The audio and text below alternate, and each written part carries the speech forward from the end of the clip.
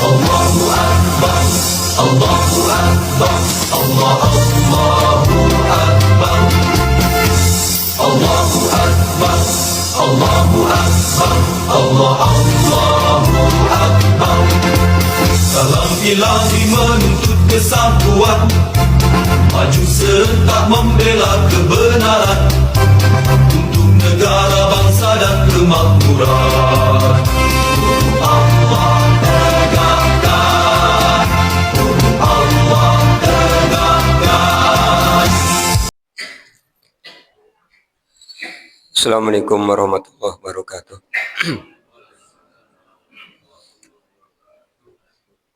Innal hamdalillah nahmaduhu wa nasta'inuhu wa nastaghfiruh wa na'udzu billahi min shururi anfusina wa min sayyiati a'malina may yahdihillahu fala mudhillalah wa may yudlil fala hadiyalah. Asyhadu an la ilaha illallah wahdahu la syarika lahu wa anna Muhammadan abduhu wa rasuluh. Allahumma shalli ala Muhammad wa ala ali Muhammad kama shallaita ala Ibrahim wa ala ali Ibrahim wa barik ala Muhammad wa ala ali Muhammad kama barakta ala Ibrahim wa ala ali Ibrahim innaka Hamidum Majid. Bapak dan Ibu yang mudah-mudahan dirahmati oleh Allah, syukur alhamdulillah malas dan biasa kita panjatkan kehadirat Allah Subhanahu wa taala atas limpahan nikmat yang telah Allah berikan pada kita. Salawat, salam, dan keberkahan kita mohonkan kepada Allah agar senantiasa tercurah kepada Rasulullah Muhammad sallallahu alaihi wasallam dan keluarganya, sebagaimana Allah telah mencurahkan salawat, salam, dan keberkahan kepada Nabi Ibrahim alaihissalam dan keluarganya. Bapak dan Ibu yang mudah-mudahan dirahmati oleh Allah, pagi hari ini kajian tafsir Al-Quran kita masih di surah Ali Imran. Kita akan kaji ayat 23 sampai dengan 25. Sebagaimana pembagian di dalam kitab tafsir Ibnu Katsir. Bapak dan Ibu, Allah Subhanahu wa taala telah berfirman di ayat 23. A'udzu billahi minasyaitonir rajim. Bismillahirrahmanirrahim.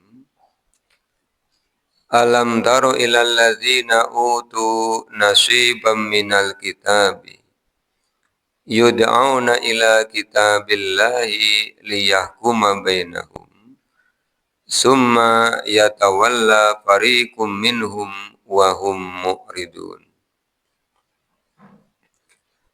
Alam taro, apakah kamu tidak memperhatikan, ila kepada alladzina orang-orang yang utu mereka telah diberikan nasiban bagian minal kitabi dari Alkitab. Yud'auna mereka diseru ila kitabillahi kepada kitab Allah. Liyahkuma supaya memutuskan perkara bainahum di antara mereka. Summa kemudian yatawalla berpaling farikun sebagian minhum dari mereka, wahum dan mereka mu'riduna mereka membelakangi. Bapak dan Ibu yang mudah-mudahan dirahmati oleh Allah, ketika Al-Quran berbicara tentang utul kitab, orang-orang yang telah diberikan Alkitab, maka objek pembicaraan atau khitobnya itu menunjukkan kepada orang-orang Yahudi dan orang-orang Nasoro.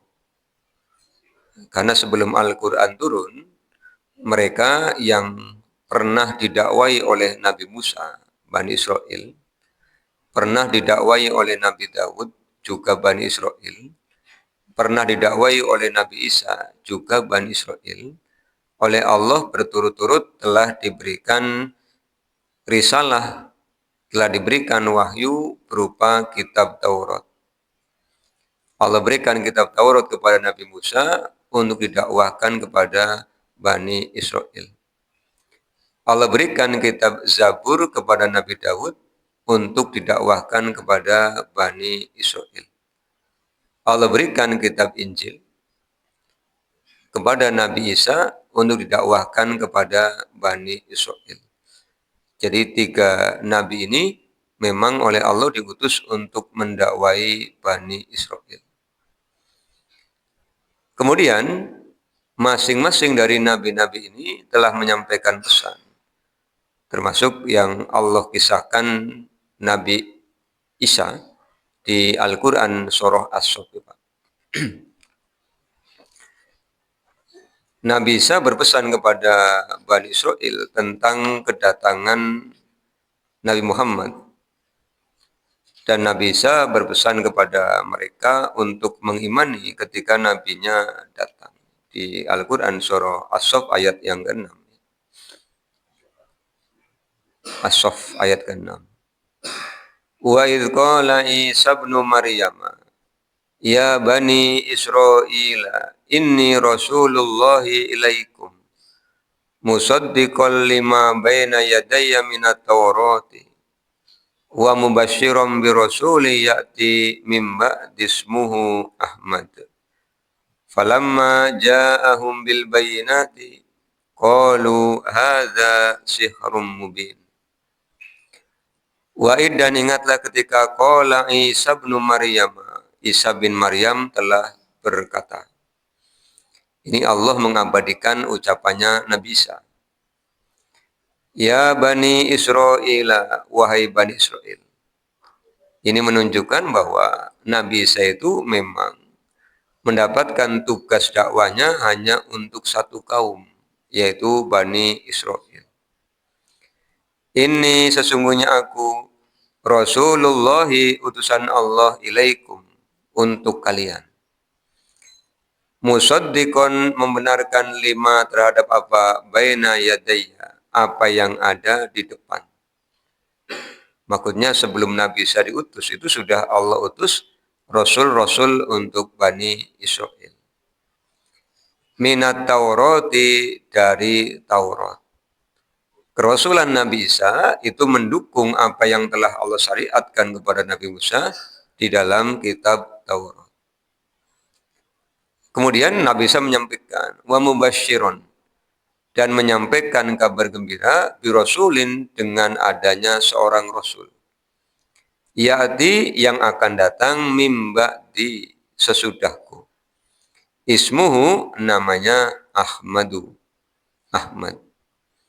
Falamma maka setelah ja'ahum datang kepada mereka bil bayyinati dengan mukjizat-mukjizat, dengan penjelasan-penjelasan yang penjelasan-penjelasan ini persis sebagaimana Allah gambarkan dalam kitab Taurat, dalam kitab Injil. Ciri-cirinya jelas. Apa yang mereka sampaikan? Qalu mereka berkata, hadza sihrun mubin. Ini adalah sihir yang nyata. Ini perilaku dari ahli kitab sudah mendapatkan informasi dari awal tentang kedatangan Nabi Muhammad, tetapi mereka tidak mau mengimaninya. Teorinya, jika seseorang sudah mendapatkan pengetahuan, kemudian datang pengetahuan baru yang mendukung pengetahuan lama, maka dia akan menjadi orang yang pertama mengambil pengetahuan itu. Tetapi berbeda dengan yang ada pada ahli kitab, ya. Orang-orang Yahudi dan orang-orang Nasoro. Kemudian di Al-Quran surah Al-A'raf 157.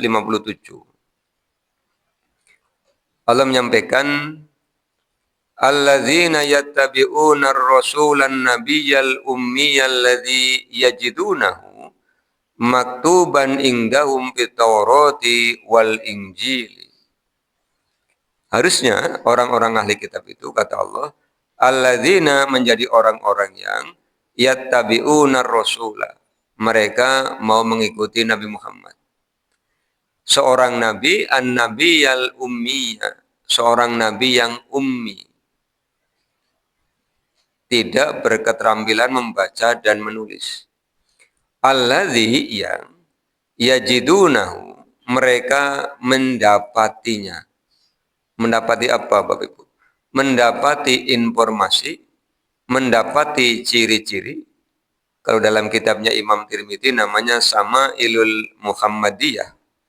Sama'il itu artinya karakter, tanda, ciri.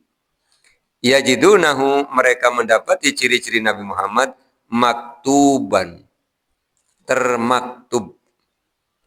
Ini sudah menjadi bahasa Indonesia ya.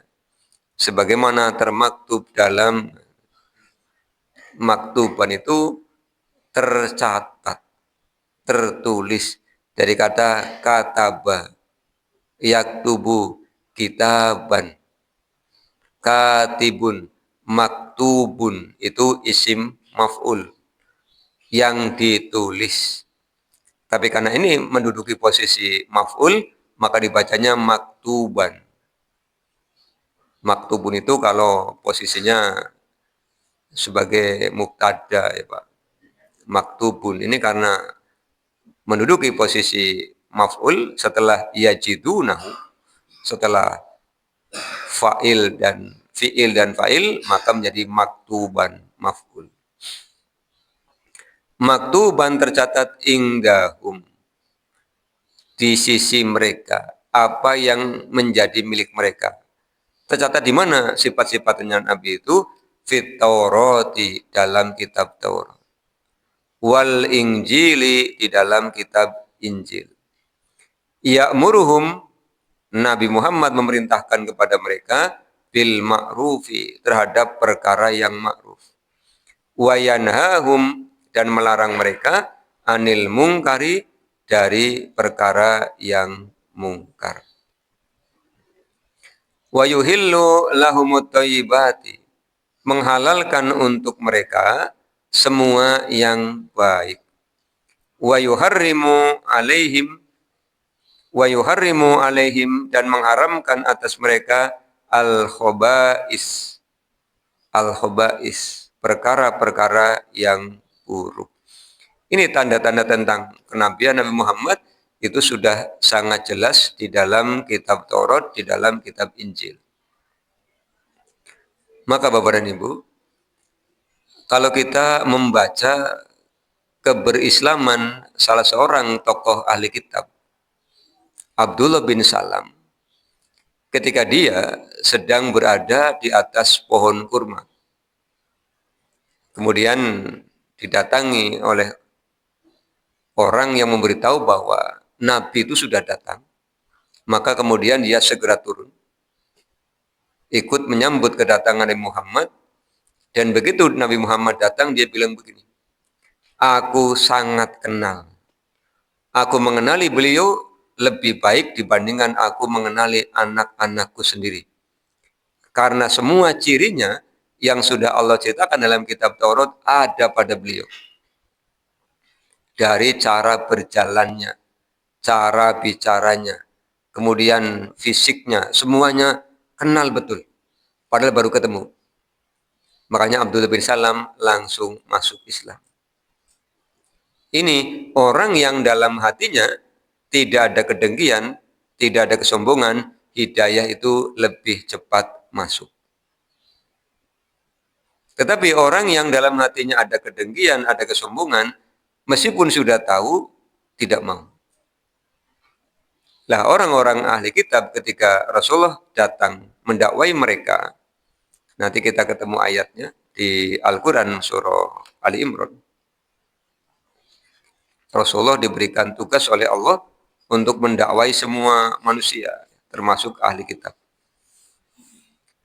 Di ayat 64 dari Al-Quran surah Ali Imran, Allah menyampaikan perintah kepada Rasulullah.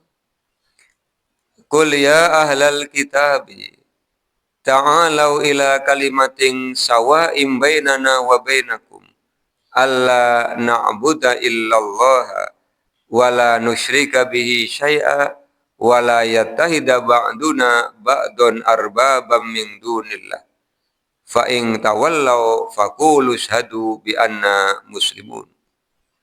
Ini tugas yang Allah berikan kepada Rasulullah. Karena Rasulullah diutus sebagai rahmat bagi seluruh alam. Maka ahli kitab di Madinah menjadi objek yang ikut didakwai. Kata Allah, ajak mereka ta'alau ila kalimatin sawa'in. Kepada kalimat yang sama. Apa kalimat yang sama itu? Alla na'buda illallah. Yuh, kita jangan sekali-kali melakukan penyembahan kecuali kepada Allah. Jadi tinggalkan sembahan-sembahan yang lain. Wala nusyrika bihi. Dan kita dilarang menyekutukan Allah. Sayan sesuatu. Wala yatahida ba'duna ba'dun arbabam min dunillah. Jangan sampai sebagian kita dengan sebagian yang lain diambil sebagai arbaban, sebagai Tuhan-Tuhan. Orang Yahudi melakukan pelanggaran dengan mengambil Uzair sebagai anak Allah. Orang Nasoro melakukan pelanggaran dengan mengambil Al-Masih Isa bin Maryam sebagai anak Allah. Maka oleh Allah, Rasul ditugasi seru mereka, ajak mereka kembali kepada ajaran Tauhid. Sebagaimana sudah Allah syariatkan kepada Nabi Nuh sampai dengan nabi-nabi yang lain. Kemudian Allah memberikan perintah kepada Rasulullah untuk menyampaikan fa'ing tawallau faqulus hadu bi anna muslimun. Maka jika mereka berpaling, didakwai untuk berislam, mereka tidak mau, kata Allah, sampaikan Rasul bahwa engkau adalah orang muslim. Sebagaimana Isa bin Maryam muslim, Musa juga muslim, Nuh juga muslim, semua nabi itu muslim. Orang yang beragama Islam, orang yang tunduk kepada aturan Allah Subhanahu wa taala. Tapi nyatanya tidak mau. Mereka masih, kalau dalam bahasa Sundanya, kekeh. Bapak Ibu ya. Mereka kekeh bahwa yang mereka amalkan dalam kitab Taurat, dalam kitab Injil, itu sesuai dengan apa yang Allah berikan kepada mereka. Tetapi faktanya, kata Allah, yud'auna ila kitabillah. Ketika mereka diseru untuk memutuskan perkara berdasarkan kitab Allah, dalam kitab Taurat, dalam kitab Injil, nyatanya, kata Allah, mereka berpaling. Ini di dalam Al-Quran surah Al-Ma'idah. Ya. Allah SWT menyampaikan kepada Rasulullah. Ayatnya 43. Ya. Jadi pernah kejadian, Bapak dan Ibu, ada di antara anak-anak dari ahli kitab ini melakukan pelanggaran. Kemudian mereka datang kepada rahibnya. Dibukalah isi dari kitab Taurat dan kitab Injil itu, ternyata hukumannya berat. Kemudian mereka minta agar perkaranya diputuskan oleh Rasulullah. Jadi mereka beranggapan karena Rasul ini orang yang sangat lemah lembut, mereka bisa mendapatkan keringanan. Di Al-Quran surah Al-Ma'idah ayat 43 ya. Allah menyampaikan begini. Wa kaifa yuhaqqimunaka wa indahumut Tauratu fiha hukmullah. Wa kaifa, dan bagaimana mungkin yuhaqqimunaka, mereka memintamu menjadi hakim. Wa indahumut Tauratu, padahal mereka memiliki kitab Taurat. Fiha, di dalamnya hukmullah, ada hukum Allah. Jadi ketika mereka melihat dalam kitab Taurat itu hukumannya berat, mereka minta kepada Rasulullah, harapannya hukumannya menjadi ringan. Kata Allah dalam kitab Taurat, hukmullah, isinya ya hukum Allah. Al-Quran ya isinya hukum Allah. Ini yang kemudian dikecam oleh Allah di ayat 23. Kenapa mereka mau berhukum, tetapi ketika hukumnya berat, mereka berpaling. Jadi mau mengikuti Taurat dan Injil itu jika dalam Taurat dan Injil isinya ringan, isinya menguntungkan. Ini kan sama dengan yang Allah gambarkan di Al-Quran surah Al-Baqarah tentang orang-orang munafik. Yang Allah menyampaikan, aw kasoyyibim minas sama'i fihi dhulumatu wa ra'du wa barq yaj'aluna asabi'ahum fi azanihim minas sawa'iqi hadarul maut. Jadi Al-Quran bagi orang-orang munafik itu seperti hujan lebat yang diiringi dengan petir, dengan kilat. Kalau berislam itu menguntungkan, orang-orang munafik itu akan berislam. Berislam menguntungkan, ada keuntungannya, rame-rame, yuk berislam. Begitu berislam itu dalam tanda kutip merugikan, mereka berhenti. Wa idza adlama alaihim qamu, berhenti. Karena orang melu Islam tidak menguntungkan. Begitu menguntungkan, rame-rame berislam. Ini orang-orang munafik. Nah, orang-orang ahli kitab begitu. Begitu dalam kitab Taurat menguntungkan, mereka rame-rame ikuti Taurat, ikuti Injil.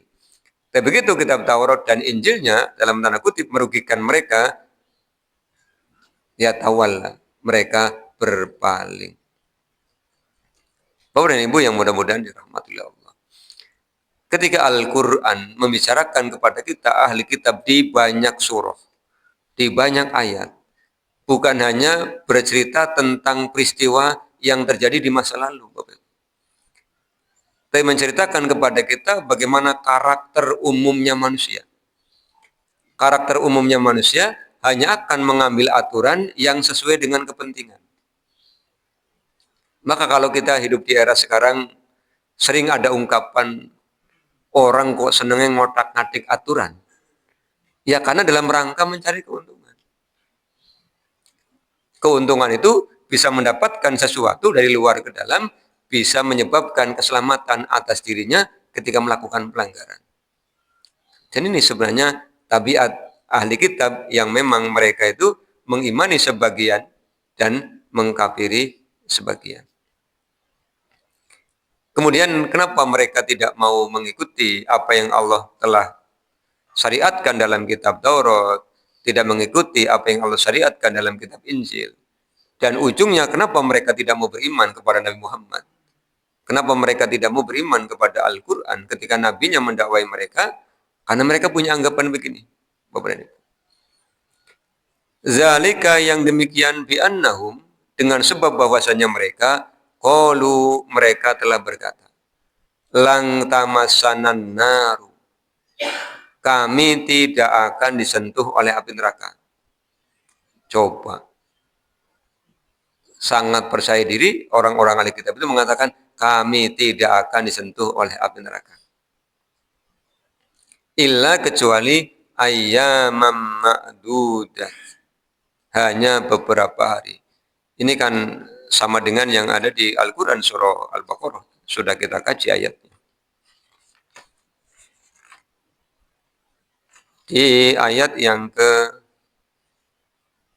80. Wa qalu lan tamassanan naru illa ayyamam ma'dudah. Kalau di ayat 80 itu ma'dudah pakai ta marbutoh. Sehingga dibacanya menjadi hak ketika diwakafkan.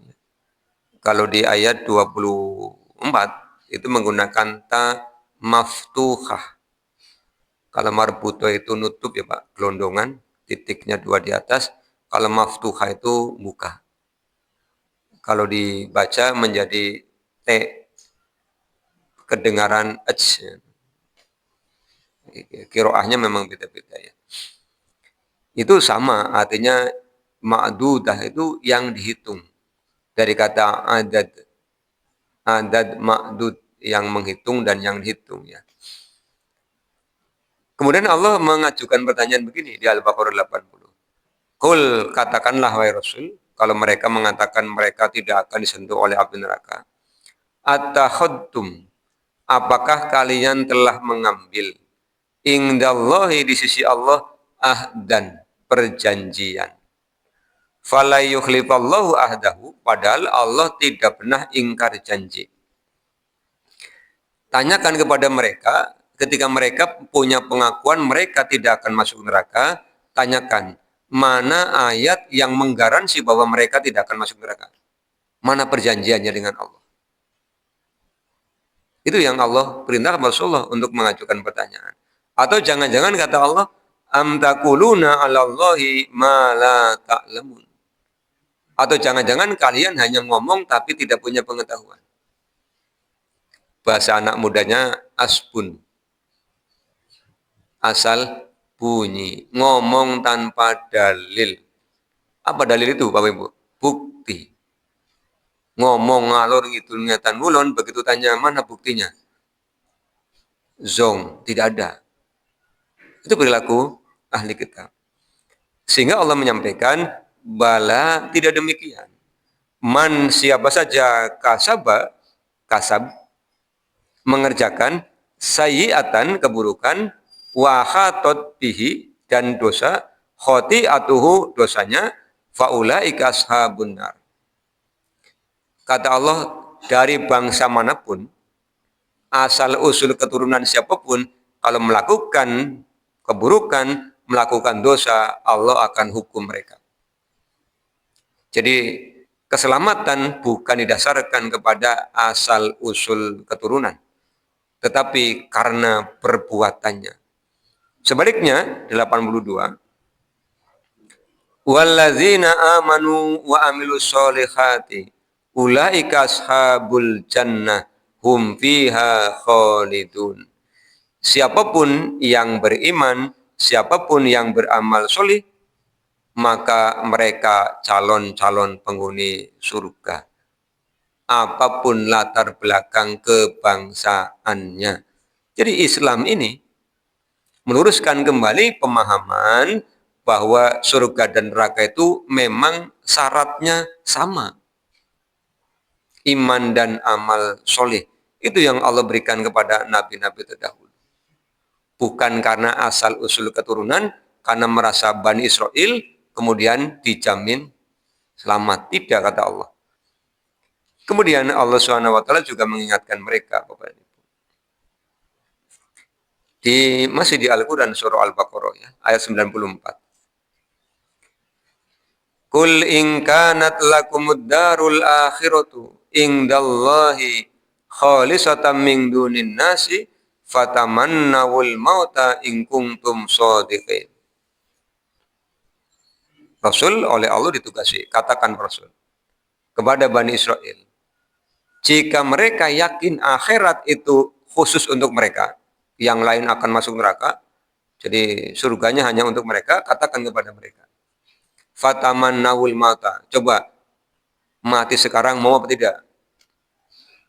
Kan orang kalau yakin masuk surga, yuk pada dikongkon mati sekarang, kata Allah. Fatamannawul mauta in kuntum shadiqin. Nyatanya apa? Ayat 95 ya. Walan, tidak akan pernah. Walayyatamannahu abadam bima qaddamat aydihim. Mereka tidak akan pernah minta mati, wong aslinya mereka takut mati. Jadi apa? Mengatakan tidak akan masuk neraka, pasti masuk surga, itu hanya grasetok. Grasetok. Coba kita lihat, nabinya masih ada ini. Nabi Musanya masih ada. Kita baca dialognya. Kita kan tidak menyaksikan peristiwanya, Bapak Ibu.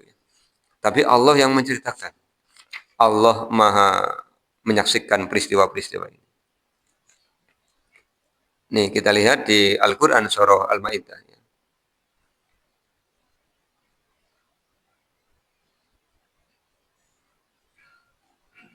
Ayat 21, 22, 23, 24. Al-Ma'idah.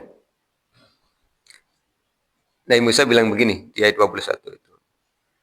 Ya qaumi dukhulul ardal muqaddasata allati kataballahu lakum wala tartaddu ala adbarikum fatanqalibu khasirin.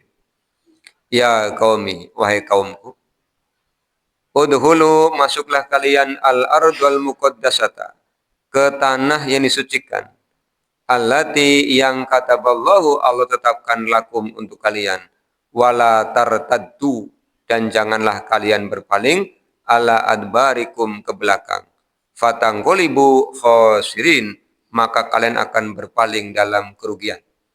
Disuruh berperang, Nabi Musanya ada. Jawabannya apa, Bapak Ibu?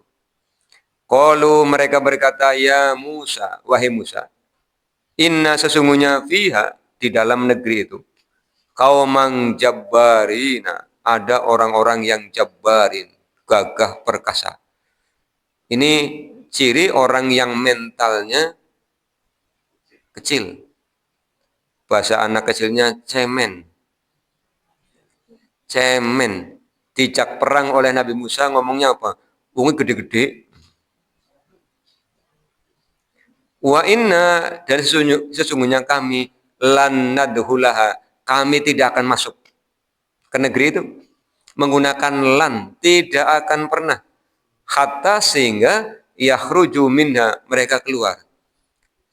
Coba Bapak Ibu, penduduk mana yang negaranya mau diambil kemudian mereka menyerahkan dengan lapang dada? Coba penduduk mana, Pak? Tidak ada. Ini umatnya Nabi Musa itu bilang, kami mau masuk syaratnya mereka keluar. Ya tidak mungkin terjadi. Dimanapun pasti ya perang dulu. Wong gampangannya ayam jago saja tidak akan menyerahkan betinanya sebelum tarung. Yo ini manusia kok pengen dapat tanah, tidak mau tarung. Kecuali mereka keluar, baru kami masuk. Kemudian Nabi Musa dan Nabi Harun bilang begini. Qala rajulani minal ladzina yakhafuna an amallahu alaihim madkhulu alaihimul bab fa idza dakhaltumuhu fa innakum ghalibun. Nabi Musa dan Nabi Harun bilang, sudah masuk saja. Kalau masuk, kalian akan Allah berikan kemenangan. Syaratnya apa? Wa 'alallahi fatawakkalu in kuntum mu'minin. Syaratnya kalian bertawakal, maju perang. Jawab maning Pak, ayat 24. Mulai Nabi Musa sesuai jengkel sih. Wong diajak perang ya orang gelem, diajak hijrah ya ngatol kan begitu ya. Qalu mereka berkata, ya Musa, wahai Musa, inna sesungguhnya kami lan nadkhulaha, kami tidak akan pernah masuk abadan selamanya, madamu fiha, selama di dalamnya ada orangnya. Ya kalau kamar mandi boleh, jangan masuk kamar mandi selama di dalamnya ada orangnya. Nah, ini suruh perang kok jawabannya begitu. Ini yang bikin Nabi Musa jengkel kalimat ini, Pak. Bahasa orang wetane nganyel ke ati. Tahu nganyel ke ati? Dongkol. Ngomongnya begini, Pak. Fadhhab anta wa rabbuka faqatila. Inna hauna qaidun. Fadhhab, pergilah anta, kamu. Jadi ngomongin Nabi ini kamu, wis pelanggaran. Warobuka bersama Tuhanmu. Jadi orang ngaku Gusti Allah Tuhan mereka, tapi ngomongnya Tuhannya Musa. Wis Nabi Musa, mana sampean karo Gusti Allah perang wong loroan. Faqatila, berperang berdua. Kalian ngapain?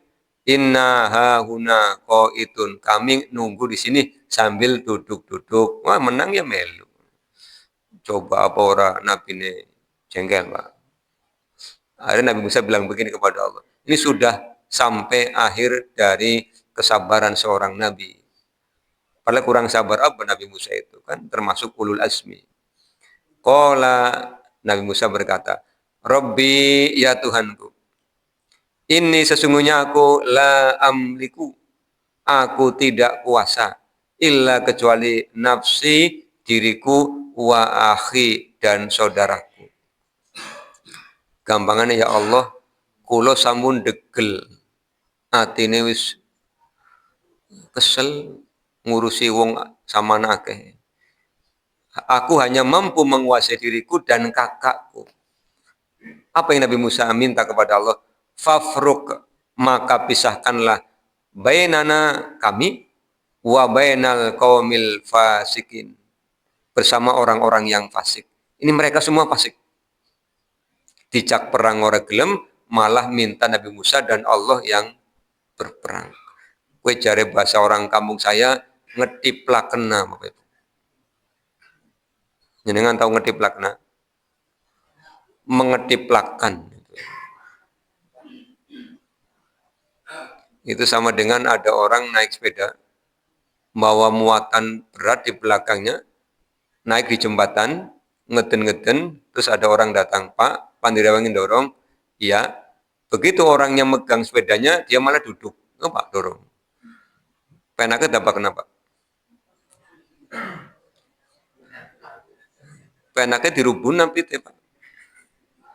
Ngerewangi ya berarti yang punya sepeda megangi, ngeden-ngeden, tenaganya lebih besar. Wong namanya ngerewangi. Ngerewangi, direwangi malah jago. Ya Pak, mana dungannya? Ya sungkan, Nabi Musa degel teman. Hanya minta dipisahkan. Allah kabulkan Bapak Ibu. Ayat 26 ya. Qala fa innaha muharramatun alaihim arba'ina sanah. Kata Allah, ya sudah, negeri ini aku haramkan untuk mereka. Berapa lama? Arba'ina sanah. 40 tahun coba. Nunggu nih sing cerengkeng-cerengkeng pada mati, Pak. Ya cerengkeng di kongon perang karo Nabi Musa malah mati plakna sih. Dan ini oleh Allah, ya wis orang bakal bisa melebu negeri kue. Sampai kapan? 40 tahun. Lalu mereka ngapain? Yatihuna fil ardi. Mereka akan terlunta-lunta di atas bumi. 40 tahun terlunta-lunta piye. Ya, rong dina terlunta-lunta piye ketri ya Pak. Fala ta'sa 'alal qaumil fasikin. Fala ta'sa, maka janganlah kamu berputus asa wahai Musa 'alal qaumil fasikin, atas orang-orang fasik. Nabi Musanya wafat, Nabi Harunnya wafat, Bani Israilnya terlunta-lunta. Tidak bisa masuk kembali ke negeri Sam. Sampai nanti Allah kirimi Nabi Samuel. Kisahnya sudah kita kaji di penghujung juz yang kedua dari Al-Quran surah Al-Baqarah. Ini Al-Quran yang menyampaikan Bapak Ibu ya. Jadi Al-Quran itu menceritakan kisah umat-umat terdahulu, tidak satu surah terus detail, tapi dipencar-pencar. Kalau ditanya kenapa dipencar-pencar, ya terserah yang cerita Bapak Ibu. Ya terserah Allah kan. Bahwa Allah itu raja. Allah itu maha kaya. Allah mau menyampaikan apapun ya sah. Saya pernah baca tulisan di belakang kaos. Orang kaya mah bebas begitu. Apalagi Allah yang maha kaya. Ya bebas. Allah mau cerita Bani Israil di Al-Ma'idah ya boleh. Mau cerita di Ali Imran ya boleh. Mau cerita di Al-Baqarah ya boleh. Siapa kita mempertanyakan? Wong kita hidup ya gratis dari Allah semua. Wis gratis orang usahakan protes. Tinggal di bumi gratis Bapak Ibu, nggak usah bayar kita. Oksigen gratis, cahaya matahari gratis, air ambekan gratis, nyengir gratis. Wong kabeh gratis ka protes bae karo Gusti Allah. Jadi ini jangan tiru perilaku orang-orang ahli kitab ya.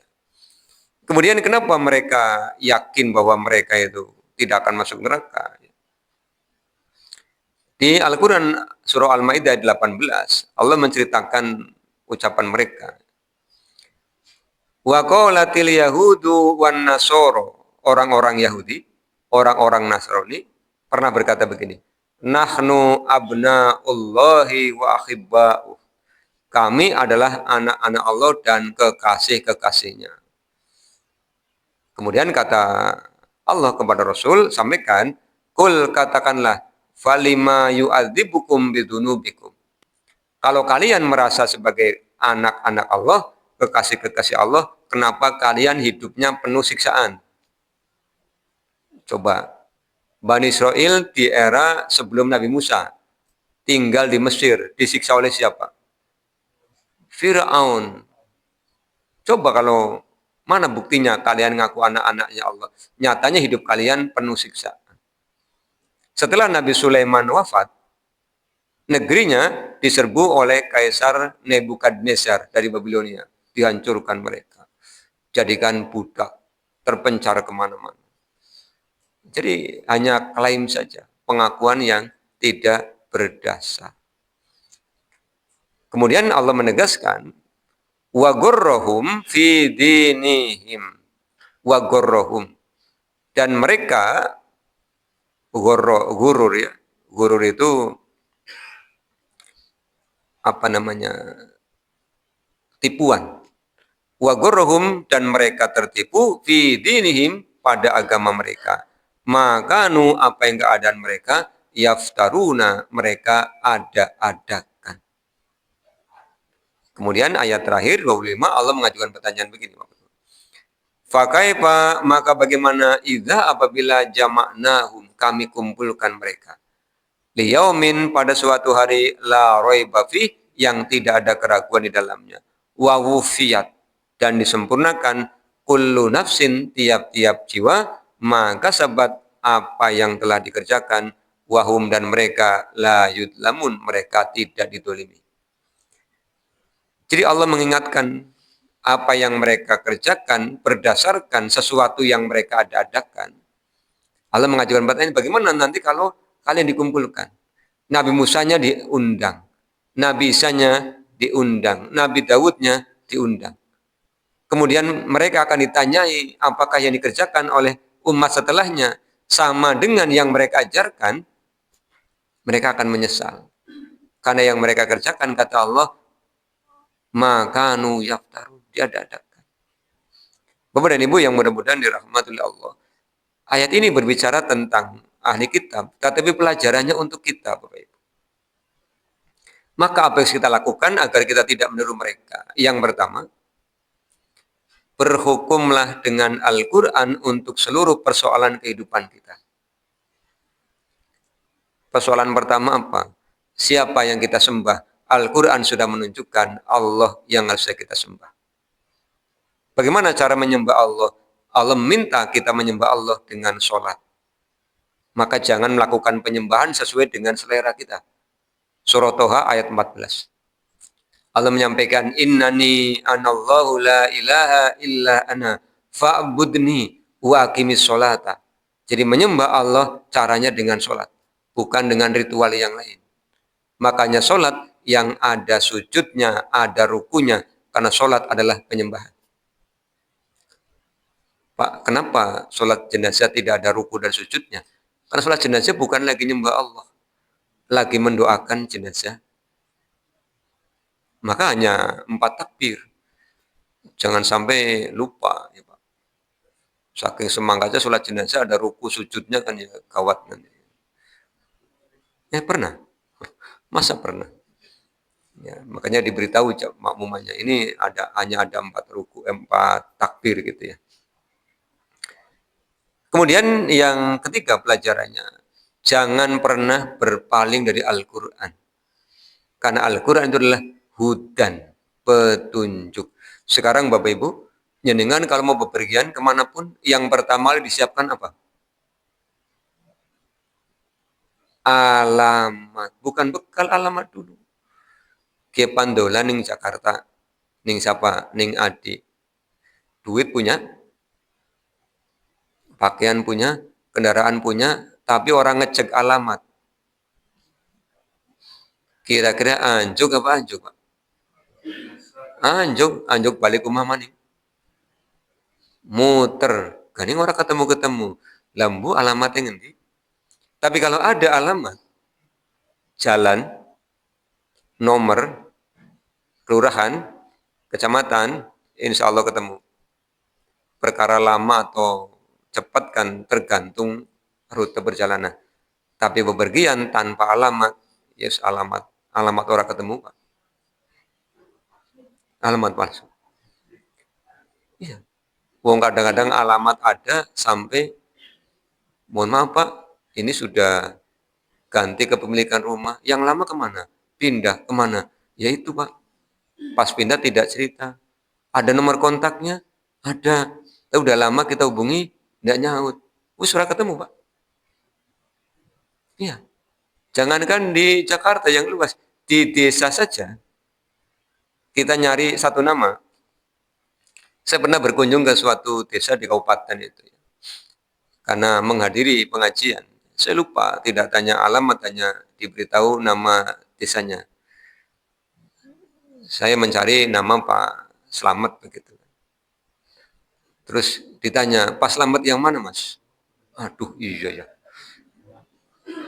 Banyak ya, Pak. Ya sudah, Pak, saya bilang, saya ditunjukkan saja nama Pak Slamet itu alamatnya di mana, kejebule, Pak.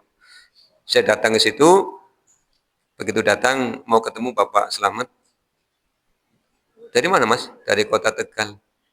Begitu ketemu, mohon maaf, Bapak, ternyata bukan Bapak. Ini kan nyari Slamet siapa? Ya itu, Pak. Saya tidak tahu nama panjangnya. Pekerjaannya apa? Oh iya, pekerjaannya. Pekerjaannya guru. Oh, di sini yang Pak Slamet guru ada 3. Oh, mana telu aja boleh, Pak. Pak Slametnya dulu guru sekolah ini, saya bilang begitu. Oh iya, yang di sana, Mas. Saya ke sana, saya cerita, ditanya, bisa nih nemen? Iya, Pak, saya lupa tidak tanya nama Bapak lengkap, tidak tak sampai saya ingat Bapak itu guru. Terus ya saya ketemu Pak Slamet yang pemilik toko bangunan. Terus dibilangi, di sini banyak, Mas. Pak Slamet yang mana? Guru apa? Guru sekolah ini. Terus ya akhirnya baru ketemu, Pak. Muter-muter. Terus saya bilang, apa? Saya bilang, kalau bepergian, yang pertama disiapkan bukan kendaraan, bukan ongkos, bukan bekal, tapi alamat. Kita semua sedang bepergian, Bapak Ibu. Mau ketemu Allah. Ini di dunia, nanti meninggal pindah ke barzah, setelah kiamat kita pindah ke akhirat, bisa ketemu Allah? Bisa. Tapi juga peluangnya bisa tidak ketemu. Maka Allah tunjukkan alamatnya melalui Al-Quran. Al-Quran sebagai hudan. Maka jangan pernah berpaling dari Al-Quran. Kemudian Al-Quran Allah sebutkan sebagai wabayinati, penjelasan. Tata caranya untuk bisa ketemu dengan Allah, Al-Quran terangkan di sini. 30 juz, 114 surah, 6.236 ayat. Jangan pernah berpaling. Karena kebahagiaan itu hanya 3. Bahagia itu hanya 3. 1, ketika sholat. Kalau kita sholat bahagia, berarti sudah on the track. Sholat kok sedih, krungu adzan kok jengkel, nah, tanda tanya. Si peteng wis adzan, berarti ada masalah. Subuh jengkel wis adzan, meneh si peteng. Yang mati lampu ya peteng. Maghrib si padang wis adzan. Tapi kalau Ramadan jengkel ora adzan,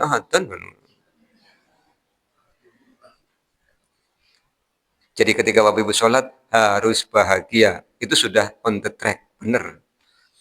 Yang kedua, kapan kita bahagia? Tilawatul Quran, ketika baca Quran. Baca Quran kok hatinya panas,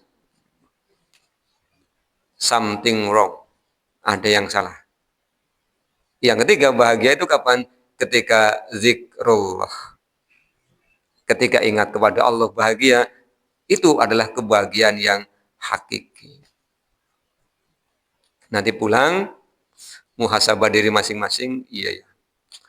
Karena anggar sholat kayong isi ora bongbong, berarti ada sesuatu. Baca Quran kayong keris, baik nembe autu langsung sodaqallahul adzim. Cepet nemen, iya, sing penting tam baca seayat niki wis alif lam mim sodaqallahul adzim. Berarti ada masalah. Ya. Selesai sholat, orang pernah zikir, payung kepaksa nemen, ada masalah. Ini orang muslim itu, orang mukmin itu, kebahagiaannya ada pada 3 keadaan. Nah, ukurannya seperti itu. Yang terakhir, Bapak dan Ibu, kita semua pasti dikumpulkan di padang mahsyar. Di Ali Imran ya, ayat yang ke-9. Rabbana innaka jami'un nasi liyaumil la raiba fihi. Innallaha la yukhliful mi'ad. Ya Allah Tuhan kami pasti akan dikumpulkan pada hari tidak ada keraguan. Sekarang kita bisa saling sapa, Bapak Ibu. Bisa saling kenal, bisa saling tolong-menolong, tapi kalau sudah di mahsyar, kita paling hanya bisa pandang-pandangan. Yauma yakumur ruhu wal malaikatu soffa la yatakallamuna illa man adina lahur rahmanu wa qala shawab. Hanya bisa saling pandang, tapi tidak bisa saling tolong-menolong. Maka yuk, mumpung masih pada hidup, kita saling tolong-menolong, saling mengingatkan, saling mendoakan, karena ada saatnya itu semua tidak bisa. Ini pelajaran-pelajaran yang bisa kita ambil dari Al-Quran Surah Ali Imran ayat 23 sampai dengan 25. Kita tutup dengan baca doa kafaratul majelis. Subhanakallahumma wa bihamdika asyhadu an la ilaha illa anta astaghfiruka wa atubu ilaika. Assalamualaikum warahmatullahi wabarakatuh.